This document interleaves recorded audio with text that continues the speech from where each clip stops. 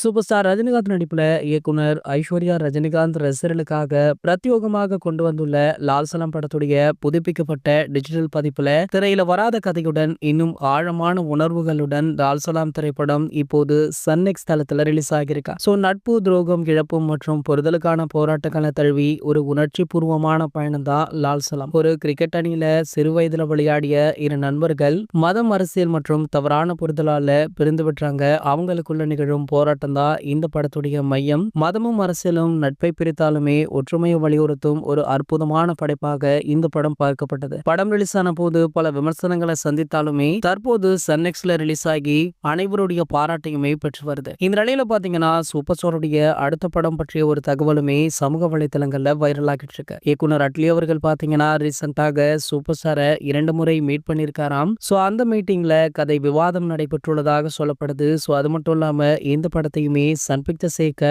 வாய்ப்பு இருப்பதாக சொல்றாங்க. இந்த படத்துல சூப்பர் ஸ்டார் மட்டுமல்ல, நம்ம ஏகே அவர்களுமே இருக்கார் அப்படின்ற ஒரு பேச்சுமே போயிட்டு இருக்கு. காரணம் என்ன அப்படின்னு பாத்தீங்கன்னா அட்லி அவர்கள் அண்மையில ஏகே அவர்களையுமே மீட் பண்ணிருக்காராம். சோ விரைவில் இதற்கான முறையான அறிவிப்பை படக்குழுவை வெளியிடுவாங்க அப்படின்னுமே எதிர்பார்க்கலாம். இது போன்ற சினிமா செய்திகளை பத்தி நீங்க உடனே தெரிஞ்சுக்க நம்மளுடைய சேனலை மறக்காம சப்ஸ்கிரைப் பண்ணிக்கோங்க.